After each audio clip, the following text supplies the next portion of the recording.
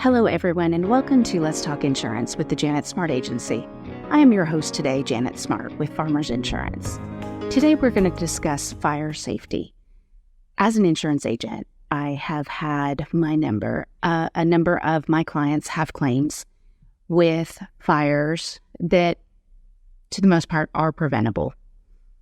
The National Fire Protection Agency has the 5 most common causes of fire. They actually include cooking, heating, electrical, smoking, and candles.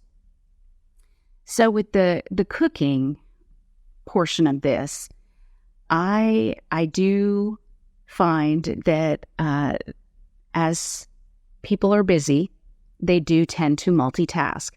And this is when the cooking becomes a danger.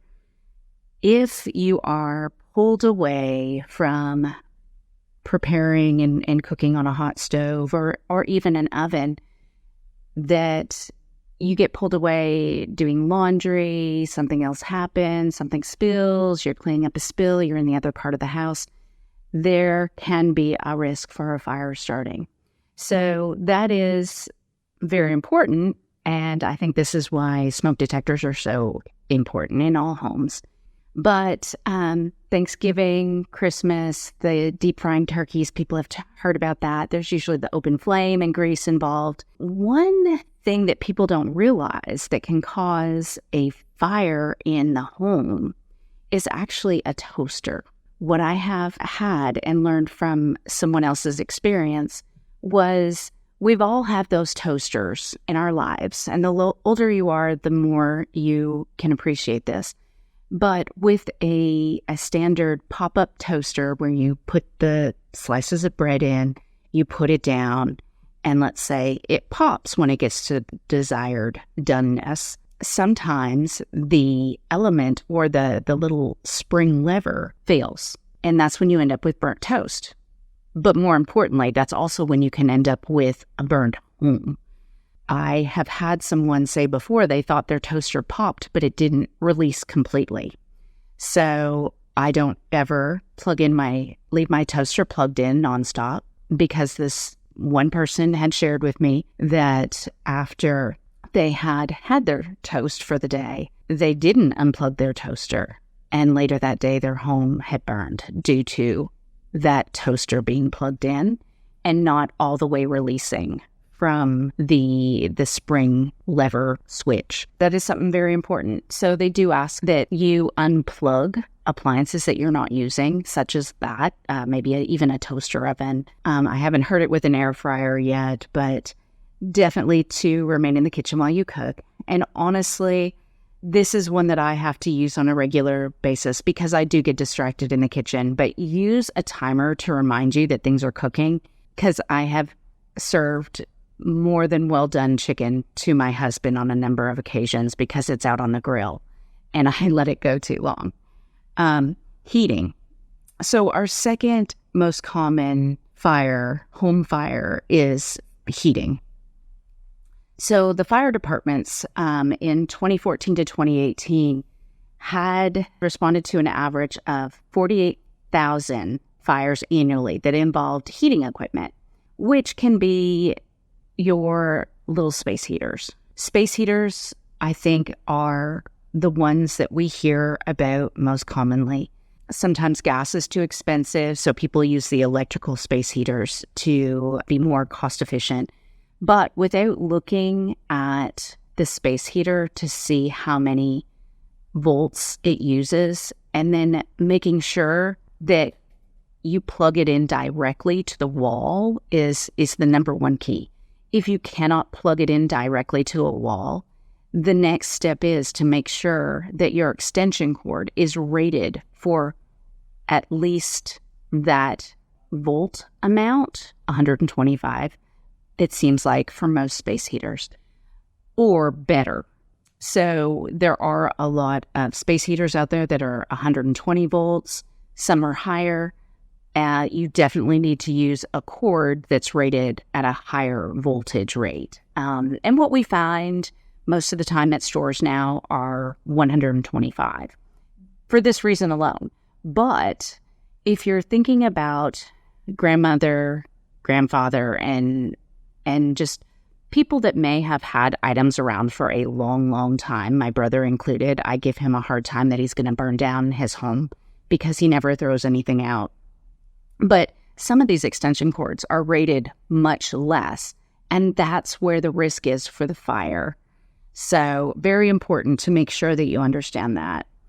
Obviously, fireplaces, having them cleaned out if they're wood burning, and even if they're not wood burning, that you have an adequate cover in front of it for any of the popping of the wood where sparks can come out onto nearby items such as a throw rug or even a carpet, because they have been able to spark and go out pretty far around some of the fire gates and the systems that people have. Also, just things being left too close to other items can catch fire. And that one's pretty obvious. But keep a minimum of 3 feet from your heating equipment. And you should also have your heating equipment, such as chimneys, cleaned and inspected. Those flue fires can happen. And so it really is important if you might even have a bird's nest up there, something that might clog up the fireplace chimney, so to speak. So really having those cleaned are very important. Difficult times remind me to take stock of what's most important. That's why I'm here for you and your family to discuss your insurance options and help you select coverage. With over 14 years of experience as a farmer's agent, I take pride in being able to help you protect the things that matter most. Call me, Janet Smart, at 870-793-5757 to learn more. Underwritten by Farmers Truck Fire Insurance Exchanges and Affiliates. Products not available in every state. Next up tends to be the electrical. And electrical, sometimes you might plug something in and the breaker goes. So obviously you're pulling in more electricity than you're supposed to on that specific circuit.